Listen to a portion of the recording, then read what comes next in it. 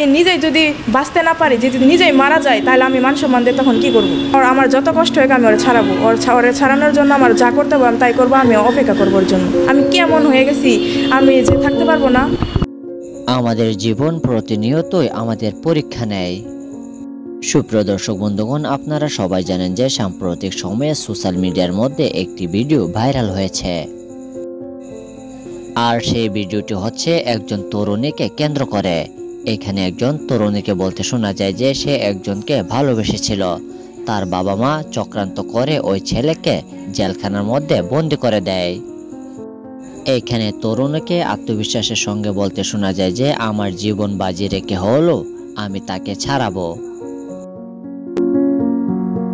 কেন থাকতে পারবো না? এখন যদি আমার বাবা মাকে যদি আল্লাহ যদি একদম নিচে নামিয়ে দেয়, আল্লাহ চাইলে কি না পারে?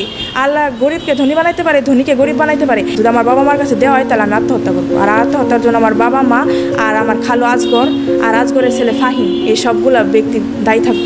না, আমি আবেগ দিয়ে বলতেছি না, আমি বিবেক দিয়ে বলতেছি। তুমি মনে আবেগের মধ্যে কথা বলছো? না, আমি আবেগে বলতেছি না আঙ্কেল। কিন্তু তিনবারই কি গ্রাম্য মাতব্বরটা তোমাকে ফেরত দিছে? হ্যাঁ, আশ্বাস দিছে কি? আশ্বাস দিছে যে তোর 18 বছর হবে তখন তোর ওর কাছে দিব। কিন্তু নিয়ে যাওয়ার পরে 4-5 দিনই হয় না, তখন বিয়ের জন্যই করে আর মারধর করে। কিছু না বললেই মানে অত্যাচার করে, অনেক মারধর করে। আজগর আমার খালু, ইনি মানে উসলানিমূলক আমার বাবা মাকে মানে উসলে দেয়, বলে যে তুই করবি কেন, এই মেয়েকে দিবি কেন? তোর যদি এত হয়, মেয়ের যদি এতই বেশি হয়ে যায় তাহলে মেয়ে আমারে দিয়ে দে, মেয়ে আমি পালবো, এইভাবে বলে। সব আমি জানি যে আমার এই বিরুদ্ধে সবচেয়ে সর্বোচ্চ করতেছে আমার খালু, এই আজগর। তুমি কি এখানে সব জ্ঞানে আসছো নাকি কেউ তোমাকে নিয়ে আসছে, নাকি কিভাবে তুমি এখানে আসছো?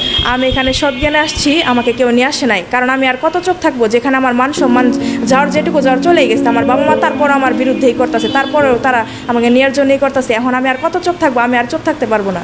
আমি এখন সারা দেশবাসীকে জানিয়ে দিতে চাই যে আমার বাবা আমার বিরুদ্ধে এরকম করতেছে। তোমার এই ভিডিওটা দেখে অনেক মানুষ তোমাকে নেগেটিভ ভাবে নেবে, অনেকে পজিটিভ নেবে। অনেকে বলবে যে বাবার সাথে লড়তেছে, মেয়ে ভালো না। আবার হয়তো বাবাকে অনেকে বলবে যে না, বাবার করাটা ঠিক হইতেছে না। এই যে মানুষের যে মন্তব্যগুলো, সেটা তুমি মানতে পারবা? হ্যাঁ, মানতে পারবো। কারণ আমার মান সম্মান যেটুকু যাওয়ার চলে গেছে, আর কি আছে আমার মান সম্মান? যদি আমি নিজেই যদি বাঁচতে না পারি, যদি নিজেই মারা যায়, তাহলে আমি মান সম্মান দিয়ে তখন কি করবো? আমি বুঝতেছি যে মানে ও একটা অসহায় ছেলে। ওর যে খাটবে এমন কোনো মানুষ নাই যে ওরে কে করবে। তার জন্য আমি আসছি যে ওকে ছাড়ানোর জন্য। আমরা কিন্তু সমাজে এমন ঘটনাও দেখি যে আবেগে বসে আবেগে পড়ে অনেক কথাই তখন বলে, কিন্তু যখন বাস্তবতা আসে তখন তো এই আবেগ কাজ করে না।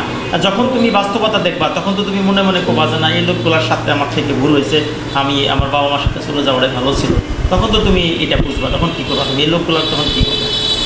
আমি এগুলো বুঝবো না, এগুলো আমি বুঝে না ডিসিশন নিয়েছি যে আমি জায়গায় থাকতে পারবো। কেন থাকতে পারবো না? আল্লাহ যদি আমাকে যদি এভাবে গরিব ঘরের সন্তান ভিডিও শেষে তরুণীকে বলতে শোনা যায় যে আমি যদি কখনো ওই ছেলেটির জন্য মারা যায়, তাহলে যারা এই মৃত্যুর জন্য দায়ী থাকবে তারা হলো আমার বাবা মা, আমার খালু আজগর এবং খালাতো ভাই ফাহিম।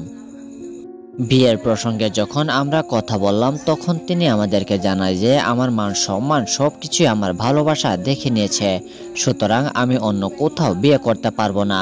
আমি যদি বিয়ে করি তাহলে আমার ভালোবাসার মানুষকে বিয়ে করব বলে জানায় ওই তরুণী।